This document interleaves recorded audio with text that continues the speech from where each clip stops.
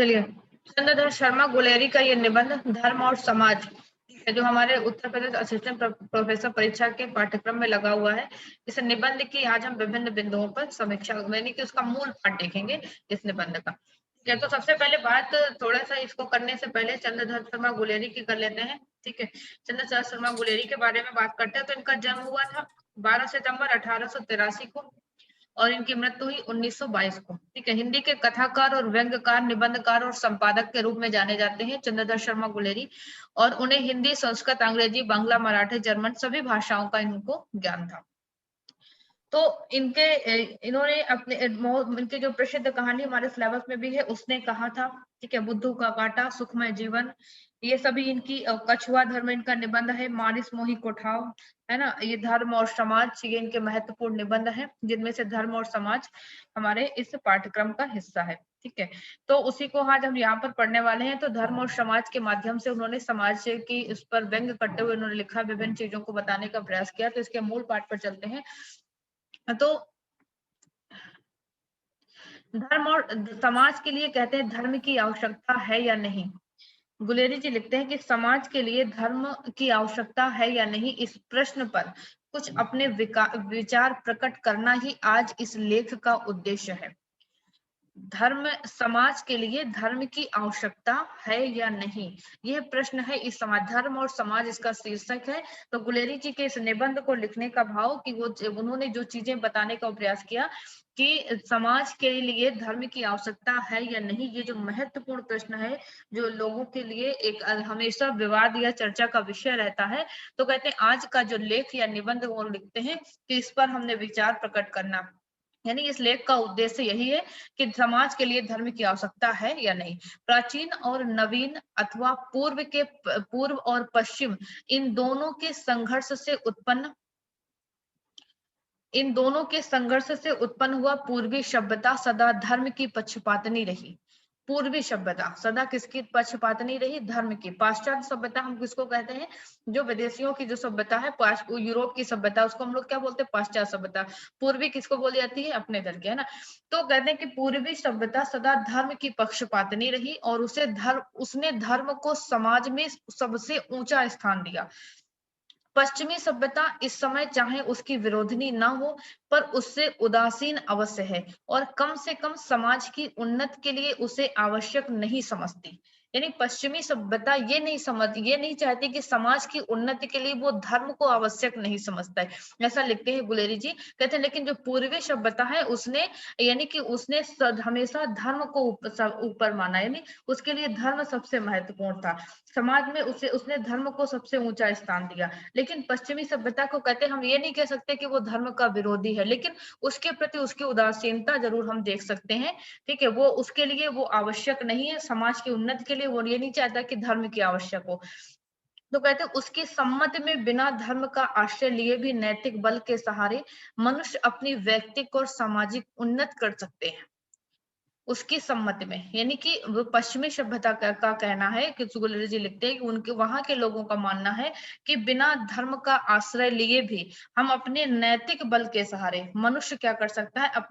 यानी अपनी खुद की व्यक्तिगत और समाज दोनों की मनुष्य उन्नति कर सकता है।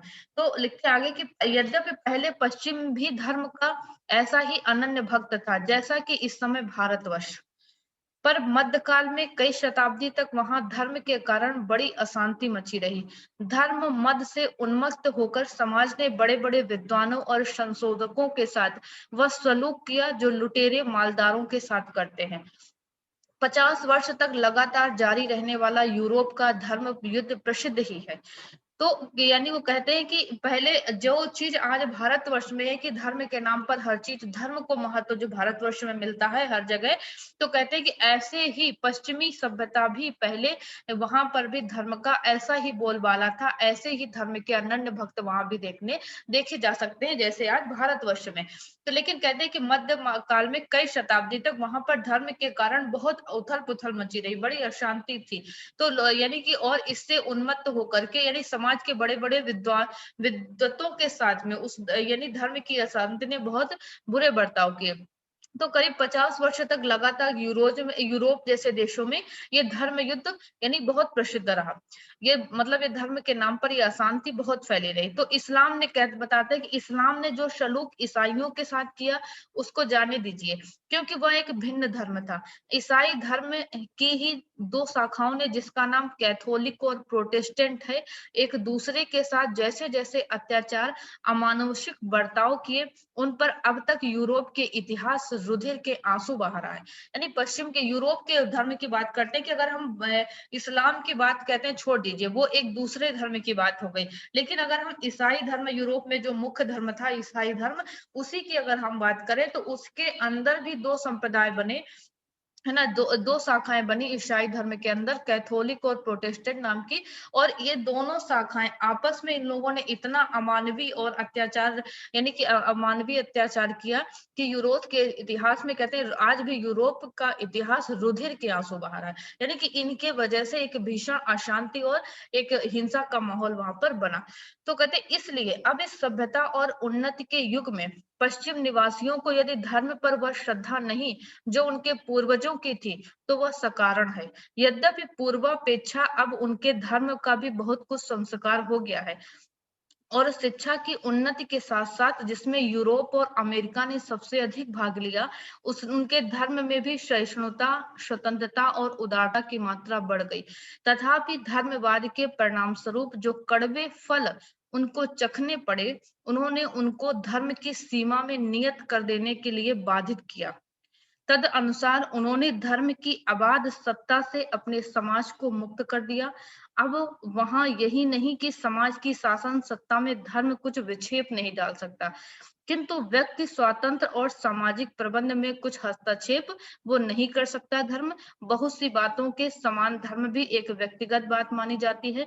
जिसका जी चाहे किसी धर्म को माने, ना चाहे ना माने। मानने से कोई विशेष सत्व पैदा नहीं होते, ना मानने से कोई हानि नहीं होती। ऐसी प्रवृत्ति वहां पर मतलब यूरोप में हो गई है कि उदासीनता की भावना हो गई, क्योंकि उन लोगों ने धर्म के नाम पर बड़े बवाल, बड़े अत्याचार, बड़ी अशांति देखी पिछले 50 वर्षों में।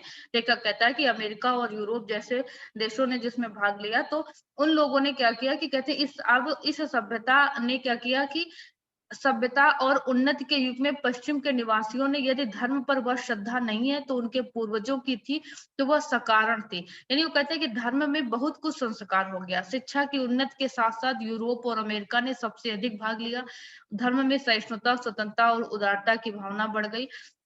तो कहते हैं कि अब वहां के समाज ने धर्म को पूर्ण रूप से मुक्त कर दिया। यानी कि ऐसा नहीं कि, यानी कि वो धर्म का महत्व नहीं है, इतना है, सीमित महत्व है धर्म का। और ना अगर चाहे कोई, कहते हैं कि कोई बंधन नहीं किसी को कि किसी धर्म को माने, किस धर्म को ना माने। किसी धर्म को मानने से कोई अपनापन नहीं पैदा हो जाए, भाव नहीं आता, ना मानने से कहते हैं कोई हानि भी नहीं है। तो कहते हैं ऐसे भाव, ऐसे उदासीनता का भाव धर्म वहां पर धर्म के लिए रखा गया। और गुलेरी जी का एक मत ये भी है कि समाज और शिक्षा, यानी इस अगर विकास के रास्ते पर हमें चलना है तो धर्म को लेकर हमारी जो भावना है वो इसी तरह की होनी चाहिए। एकदम उसी में घुल मिल के नहीं रह जाना है कि हमें अपने समाज की उन्नति के लिए धर्म को हर जगह नहीं घुसेड़ देना है। ठीक है, यही गुलेरी जी का कहने का भाव है। ठीक है, तो कहते हैं ये तो रही पश्चिम की धार्मिक अवस्था। अब रहा पूर्व, यानी ये तो बात उन्होंने बताई अमेरिका और यूरोप जैसे देशों की, पश्चिमी देशों की बात की। कहते हैं यद्यप अब बात पूर्व की मतलब भारतवर्ष के विषय में बात करेंगे। कहते हैं यद्यपि पूर्व में सर्वत्र ही धर्म का प्रधान है, तथापि भारतवर्ष में तो उसका एकाधिपत्य राज्य है। यद्यपि वहां की शासन सत्ता पश्चिमी लोगों के हाथ में होने से अब उसमें वह हस्तक्षेप नहीं कर सकता, तथापि भारतीय समाजों में और उनकी विविध शाखाओं में उसका अप्रतिबंध अधिकार है।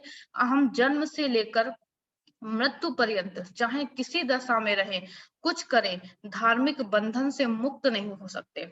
ठीक है, लेखक कहता है कि जो हमारे भारतवर्ष की बात है, अगर पूर्वी सभ्यता की बात करें या विशेषकर भारतवर्ष को लेकर करें, तो यहाँ पर एक छत्र राज्य है धर्म का। वहां यानी कि यहाँ पर कहते हैं कि यद्यपि वहां पर पश्चिमी लोगों के, तब यानी उस समय जब ये निबंध लिखा गया अंग्रेजों का शासन था, तो कहते हैं कि उस यद्यपि वहां पश्चिमी सभ्यता के लोगों का शासन है, पर वो उसमें हस्तक्षेप नहीं कर सकता।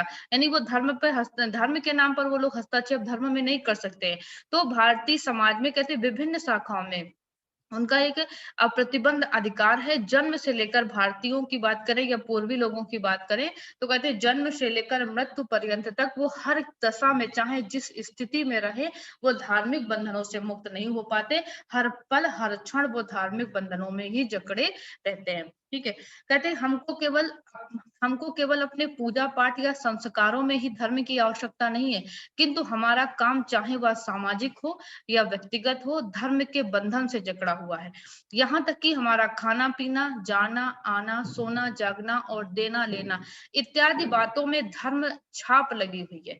हम हिंदू होकर भी सब कुछ छोड़ सकते हैं, पर धर्म को किसी अवस्था में नहीं छोड़ सकते। हमारे पूर्वज धर्म को ही अपना जीवन सर्वस्व मानते थे, और यही उपदेश शास्त्रों में वे हमको भी करके गए। मनु लिखता है, धर्म एव हतो हंति धर्मो रक्षति रक्षिता, तस्माद धर्मो न हंतव्यो मानो धर्मो हतो अभवतीत। यानी कि वो कहते हैं कि प्राचीन धर्म आर्य लोग जो क्या थे, धर्म को केवल परलोक का साधन ही नहीं मानते थे, किंतु उसके इस लोक का, यानी कि जो प्राचीन मतलब कहने का कि हमारे यहाँ कि जो अगर बात करें तो पूजा पाठ या संस्कार ही धर्म नहीं है कि पूजा पाठ और संस्कारों तक ही धर्म सीमित रहे। हमारे यहाँ भारतवर्ष की बात करते हैं कि हमारे यहाँ हर चीज में धर्म घुसा है, चाहे हम खाएं पिए जागे सोए, लेन देन हो, कोई बात हो, हर चीज में हमारे यहाँ धर्म है। तो हिंदू धर्म की बात करते हैं कि हमारे हिंदू धर्म के लोग क्या है कि सब कुछ छोड़ सकते हैं, लेकिन अपनी किसी भी हालत में वो अपने धर्म को नहीं छोड़ सकते हैं। ठीक है, वो और कहते हैं कि जो हमारे पूर्वज थे, धर्म को ही अपना क्या मानते थे, अपना सर्वस्व मानते थे, अपने जीवन का सब कुछ किसको मानते थे, अपने धर्म को ही मानते थे। और यही उपदेश शास्त्रों में वे हमें दे करके गए कि हमारे लिए धर्म ही सब कुछ है। ठीक है, तो लिखते हैं कि प्राचीन आर्य लोग धर्म को केवल परलोक का साधन नहीं मानते थे, किंतु इस लोक का सबसे बड़े से बड़ा सुख भी धर्म के बिना उसकी दृष्टि में हे था। त्रिवर्ग में जिसका संबंध संसार से है, धर्म ही सबसे पहला और मुख्य माना गया। कणाद तो अपने वैशेषिक दर्शन में अभ्युदय की नींव भी धर्म पर रखता था। तो यानी कहते हैं कि जो प्राचीन आर्य लोग हुआ करते थे, वो धर्म को केवल क्या मानते थे, सिर्फ यानी परलोक का साधन नहीं मानते, यानी कि धर्म का मतलब ये नहीं मानते थे कि मृत्यु के बाद उन्हें दूसरे लोक में स्वर्ग मिलेगा, ये सब परलोक की बातें ही नहीं मानते। उनके लिए इस लोक का जो सबसे बड़ा सुख होता था वो धर्म ही होता था। और यानी कि इस लोक के अन्य जो सुख होते थे, जो सांसारिक सुख होते थे, उनकी दृष्टि में वो हे दृष्टि से देखते थे उन सुखों को, और उनके लिए धर्म ही था वो सबसे बड़ा सुख होता था। तो कहे त्रिवर्ग में जिसका संबंध संसार से है, धर्म ही सबसे पहला और मुख्य माना गया। तो कणाद एक विद्वान है, ऋषि का नाम है कर्ण ऋषि का। तो कहते हैं वो भी वैशेषिक दर्शन के प्रणेता है कणाद। तो कहते हैं कि वो क्या मानते हैं, अपने दर्शन की जो नींव भी मानते हैं। कणाद यानी वैशेषिक दर्शन की उत्पत्ति किससे मानते हैं, धर्म पर ही रखते हैं उसकी उत्पत्ति। वो लिखे यह तो अभ्युदयम निश्चय सिद्धि सधर्मा, यानी वो धर्म से ही अपने इस दर्शन की उत्पत्ति मानते हैं। तो इसलिए कहते हैं अतएव हम अपने शास्त्रों को मानते हुए और पूर्वजों पर श्रद्धा रखते हुए किसी दशा में धर्म की उपेक्षा नहीं कर सकते। ठीक है, और आगे कहते हैं कि पश्चिम की शिक्षा का प्रभाव जिन लोगों पर पड़ा, वे चाहे हमारे स्वदेशी बांधवों ही क्यों ना हो, हमको भी ये सलाह देते हैं कि हम भी यदि इस जाति उन्नत की दौड़ में भाग लेना चाहते हैं, तो धर्म की कोई ऐसी सीमा निर्धारित कर दे जिससे आगे ये अपने पैर ना फैला सके। उनका कथन है कि जब तक हमारे हर एक काम में धर्म का पचड़ा लगा हुआ है, हम समय की गति के साथ नहीं चल सकते, ना अपना कोई जाति आदर्श बना सकते हैं। जो लोग हमको ये सलाह देते हैं कि हम उनके सद्भाव में कोई संदेह नहीं कर सकते, और ये भी हम मानते हैं कि देश हित की प्रेरणा से ही वे सलाह हमको देते हैं, पर हाँ, हम ये अवश्य कहेंगे कि वर्तमान धार्मिक अवस्था के विकृत स्वरूप को देखकर हमारे धर्म के वास्तविक तत्व पर गंभीर दृष्टि न डालकर ये सम्मति दी जाती है कि यदि धर्म को उनके वास्तविक रूप में देखा जाए तो वह कदापि उपेक्षणीय नहीं हो सकता। यद्यपि विदेशियों के संसर्ग से या हमारे दुर्भाग्य से कह सकते हैं, यहाँ भी धर्म का विधेय वह नहीं रहा जो प्राचीन काल में था। यानी लेखक के कहने का भाव कि पश्चिम की शिक्षा का प्रभाव जिन लोगों पर पड़ा, वे चाहे स्वदेशी बांधव ही क्यों ना हो, हमको भी वह सलाह देते हैं कि इस यानी कि मतलब कहने का कि जो लोग पश्चिमी यानी जो अच्छी शिक्षा प्राप्त कर चुके हैं, पश्चिमी देशों से जो अच्छी शिक्षा ग्रहण करके आए, तो कहते हैं ऐसे लोग जिन पर पश्चिमी सभ्यता का प्रभाव पड़ चुका है, ऐसे लोग अपने देश में भी आज ये सलाह देते हैं कि इस उन्नति की दौड़ में अगर हमें भाग लेना है तो अपने धर्म को एक सीमा में हमको नियत करना होगा। हर जगह हमें धर्म को नहीं जोड़ना होगा, हर जगह अपने धर्म के पैर को नहीं फैलाना होगा। और कहते हैं कि उनका ये कथन था कि जब तक हमारे हर एक काम में धर्म का पचड़ा लगा हुआ है, हम समय की गति से नहीं चल सकते। यानी कि जो पश्चिमी सभ्यता से अगर कहे कि आज के इस भाषा में अगर कहे कि जो शिक्षित लोग हैं, वो यही कहते हैं कि अगर हमें उन्नति के रास्ते पर चलना है, अपना या अपने समाज, अपने देश का विकास करना है, तो हर जगह हमें धर्म को नहीं घुसेड़ना है। तो वही बताते हैं कि लेके कहते हैं हमें ये सलाह देते हैं कि कि उनके सद्भाव में कोई संदेह नहीं, यानी हम देश हित की प्रेरणा से हमको वो सलाह देते हैं कि वो कहते हैं कि ऐसा देश के हित के लिए है।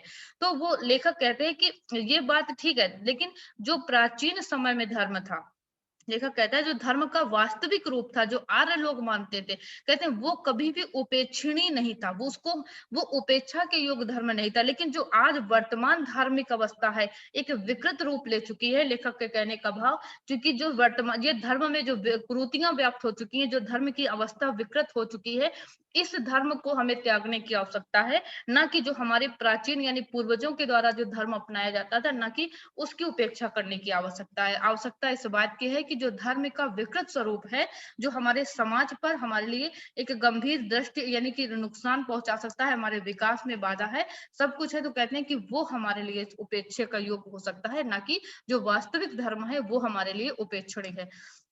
तो लेखक ने आगे लिखते हैं कि यद्यपि विदेशियों के संसर्ग से या हमारे दुर्भाग्य से भी कह सकते हैं कि धर्म का विधेय वह नहीं रहा जो प्राचीन काल में था, यानी उसका उद्देश्य वह नहीं रहा। चाहे हम इसके लिए ये कह सकते हैं कि विदेशियों का प्रभाव के कारण ऐसा हुआ, या हम कह सकते हैं हमारे खुद के लोगों का अपना दुर्भाग्य था कि आज हमारा धर्म उस रूप में नहीं है जो प्राचीन काल में था, है ना। हमें यह कहने में भी कुछ संकोच नहीं कि सभ्यता के आदि गुरु आर्यों का धर्म मतवाद से सर्वथा पृथक है।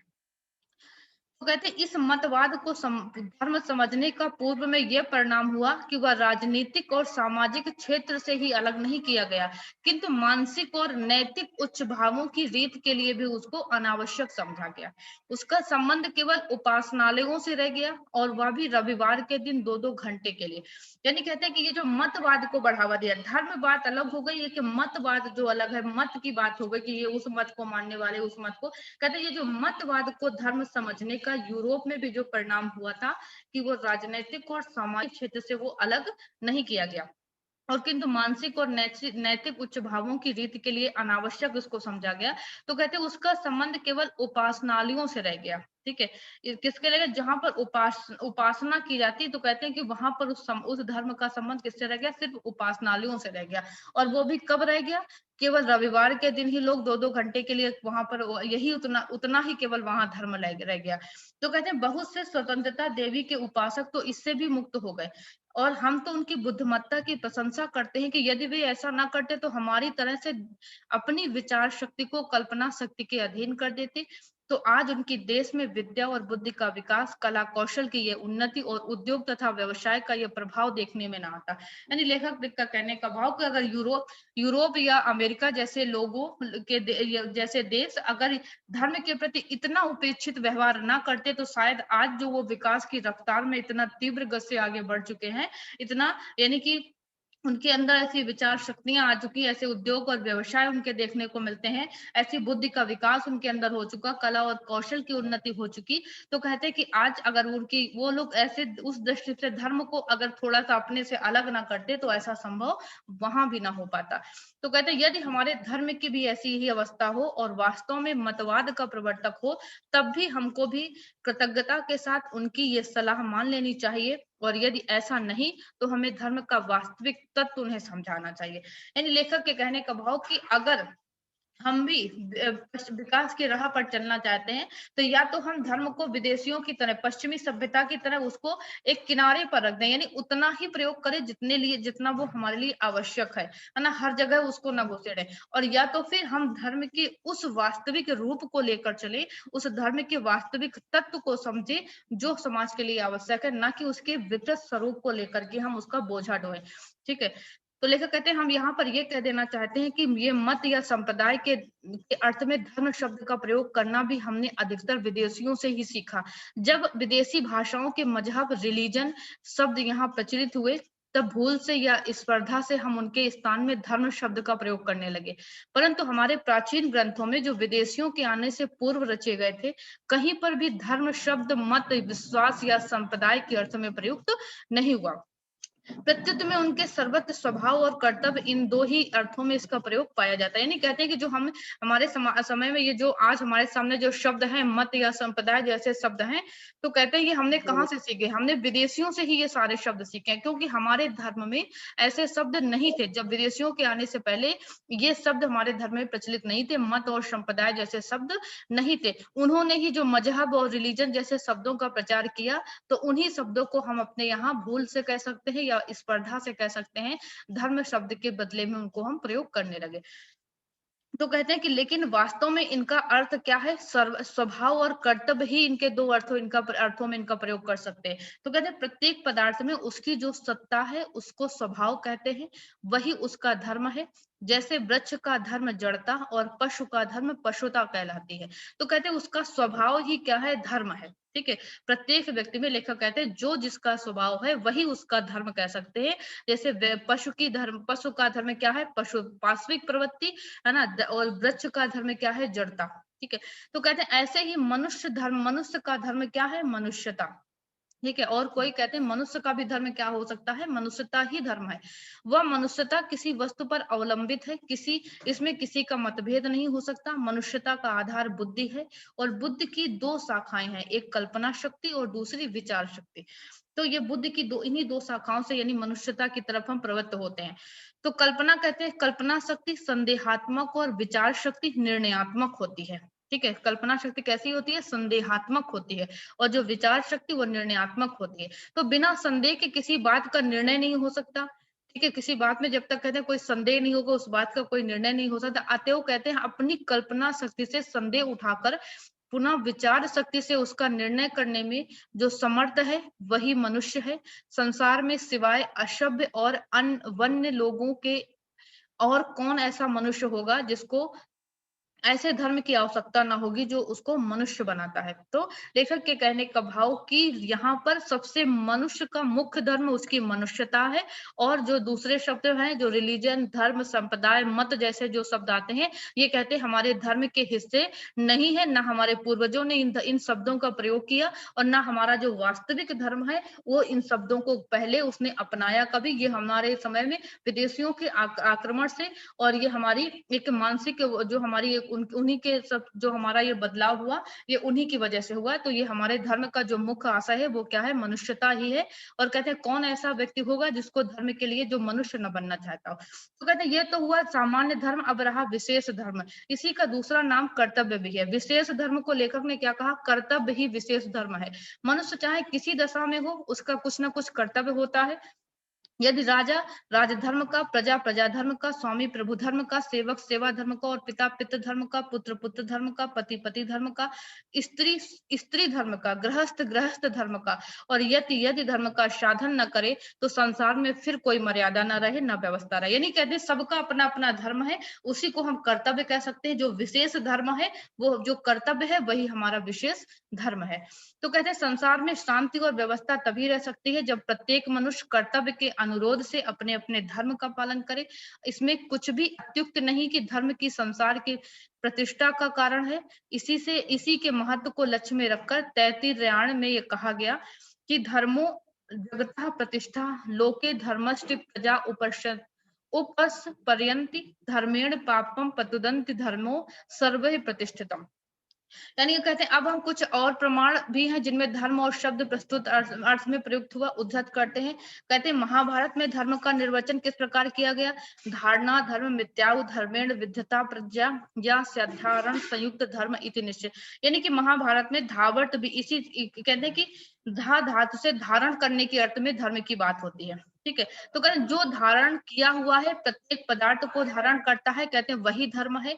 अग्नि में यदि उसका धर्म तेज ना रहे तो फिर कोई उसे अग्नि नहीं कहता।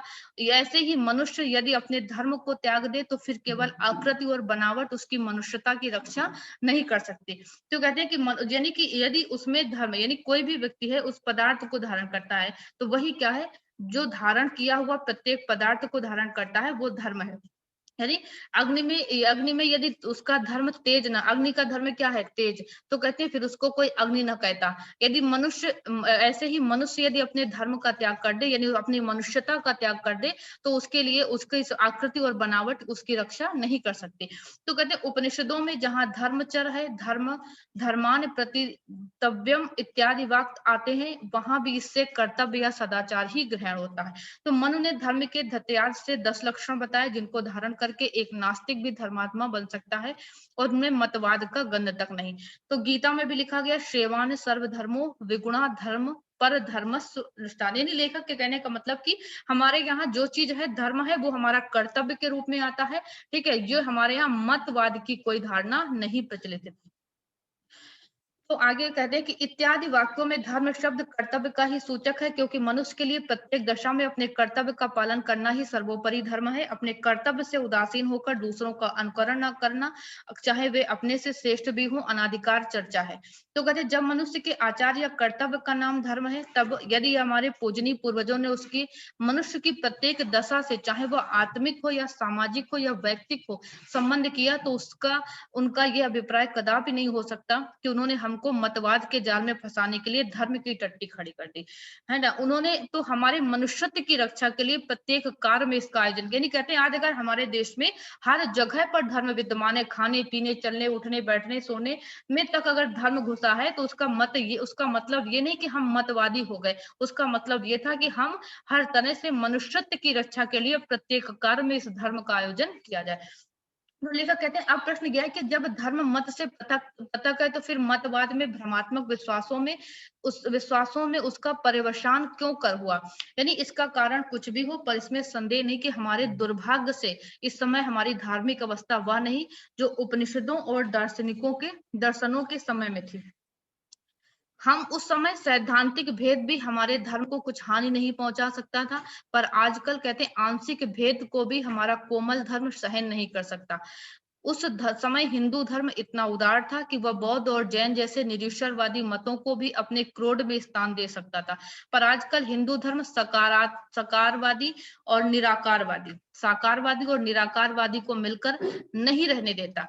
पहले का हिंदू धर्म सदाचारी को धर्मात्मा और ज्ञानी को मोक्ष अधिकारी मानता था, पर आजकल का हिंदू धर्म अपने लक्ष्य से च्युत होकर मतांतर के शुष्कवाद में विवाद में पूरी तरह से लकीर पीटने लगा है।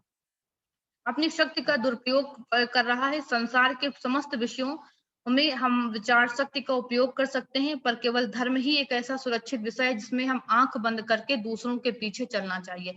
तो लेखक यदि इसकी कोई सीमा नियत होती तभी गनीमत भी थी, पर अब इस दशा में जबकि अबाध सत्ता है, कोई भी विषय हमारे लिए ऐसा नहीं रह जाता जिसमें हम स्वच्छंद विचरण कर सके। धर्म के नाम से अब तक हमारे समाज में जैसे जैसे अनर्थ और अत्याचार हो रहे, उनके कारण हमारे करोड़ों भाई और बहन मनुष्य होते हुए पशु जीवन व्यतीत कर रहे हैं। इस 20वीं सदी में जबकि अन्य देशवासी राष्ट्र ही नहीं किंतु राष्ट्र संघ और साम्राज्य की स्थापना कर रहे हैं, भारतवर्ष यदि समाज संगठन के भी अयोग्य है, तो इसका कारण क्या है? भ्रमात्मक संस्कार ही है। यानी हमारे लेखक के कहने का मतलब आज हमारे समाज में धर्म एक विकृत अवस्था में पहुंच चुका है। जो हिंदू धर्म की बात करते हैं, जो हिंदू धर्म सबको साथ लेकर चलने वाला था, आज उसमें भी विभिन्न प्रकार के मतांतर जैसे भाव आ चुके हैं और वो विभिन्न प्रकार के उसमें भी दुर्भाव लेखक कहता है आ चुके हैं। ठीक है, तो ये इसका कारण क्या है, हमारे मन में यानी कि हमारे मन में भ्रमात्मक जो संस्कार आ चुके हैं धर्म पर, उन्हीं के कारण ये सब कुछ हो रहा है। तो लेखक कहते हैं कि हम मानते हैं कि जैसा धर्म का दुरुपयोग आजकल भारतवर्ष में हो रहा है, ऐसा कहीं देखने में ना आएगा। परंतु अब प्रश्न यह है कि धर्म का प्रयोग अन्यथा किया जा रहा, क्या इसलिए हम धर्म को छोड़ दें? यदि कोई मनुष्य अपनी मूर्खता से अग्नि में हाथ जला लेता है, तो क्या उसे ये उपदेश करना कठिन होगा कि वो अग्नि से कोई काम ना ले, या कि उसे अग्नि से काम लेने की तरकीब सिखाना ठीक होगा? तो इसका उत्तर प्रत्येक बुद्धिमान मनुष्य यही देगा कि दूसरी बात ही होनी चाहिए। यानी लेखक के कहने का भाव कि अगर हमारे धर्म में ये कुरीतियां हैं, ये परेशानियां हैं, ये भ्रमात्मक विचार आ चुके हैं, जिससे हमारा धर्म विकृत अवस्था में पहुंच रहा है, जो हमारा मूल धर्म था उससे अलग होकर के दो अलग यानी विचारों की तरफ भाग रहा है, सबको साथ लेने के बजाय उसमें आपसी यानी कि मतवाद बीच में बढ़ावा दे रहा है। तो कहते हैं तो इसके लिए क्या करना चाहिए मनुष्य को, कि क्या हमें उसको छोड़ देना चाहिए अगर ऐसी चीजें हैं, या लेखक कहता है कि यह कोई ऐसा जो कोई मनुष्य जो अग्नि में जानबूझकर हाथ जला रहा हो, उसको उपदेश करना ठीक होगा, या अग्नि से कोई काम न ले, या उसको ये सिखाना होगा कि ऐसे काम करे। यानी लेखक के कहने का मतलब कि हम धर्म को छोड़ने की बात नहीं कर रहे हैं कि आप धर्म को त्याग दीजिए, लेकिन नहीं, जो उसमें चीजें आई हैं, जो उसकी विकृत अवस्था है, उसको यानी उसको ठीक करना ही हमारा उद्देश्य है, और उस धर्म को जो हमारा वास्तविक रूप था, उसी रूप में हमें उसको मानना है, ना कि उसमें जो विकृतियां हैं, जो कुरीतियां हैं, उसको लेकर के हमें आगे बढ़ना है। तो लेखक ये प्रश्न लेखक हर उस पाठक पर छोड़ देता है, वो अपनी राय नहीं देता है, पाठक पर छोड़ता है कि प्रत्येक बुद्धिमान मनुष्य यही चाहेगा कि दूसरी बात हो। दूसरी बात का मतलब कि हम उसको ये तरकीब सिखाएं कि किस तरह से अग्नि से अगर हमें बचना है तो कैसे बचना है, कैसे काम लेना है, अपने धर्म को भी बचाना है, अपने वास्तविक रूप को भी लेकर चलना है, और बाकी चीजें को भी साथ में लेकर के हमको चलना है। ठीक है, तो ये था निबंध गुलेरी जी का धर्म और समाज, जिसमें इन्होंने धर्म के पश्चिमी सभ्यता और पूर्वी सभ्यता का एक तुलनात्मक अध्ययन प्रस्तुत किया। भारतवर्ष में धर्म की क्या स्थिति है, इसको वहां पर बताने का प्रयास किया, किस तरह से हमारा धर्म वास्तव में क्या था, आज स्थिति क्या है, और किस रूप में पहुंच रहा है। तो इन सारी बातों पर लेखक ने यहाँ पर इस निबंध के माध्यम से चर्चा की। ठीक है, तो कल इसके आगे का दूसरा टॉपिक पढ़ेंगे।